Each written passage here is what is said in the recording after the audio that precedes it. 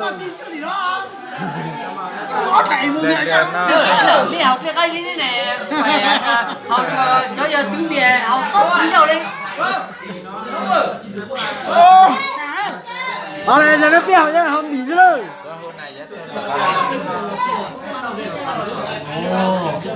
Ok, có học. Mà chút lấy vô. Học biết học. Ok, ok. Con là phải là gì nè. Chơi ý ta học từ từ. Con là phải là gì. Chơi. Con là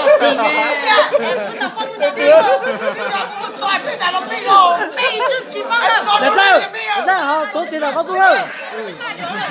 là lấy cho dễ cho nó một thôi. Đi, nhập khỏi cho thằng nhập vào cái gì. mới thấu rồi. Mới tới đâu? Mới tới đâu? Mới tới đâu? Một trăm đột thế à, trăm đột thì Có bây giờ để ta hay là thế thấu này. Đây, mới tới đâu?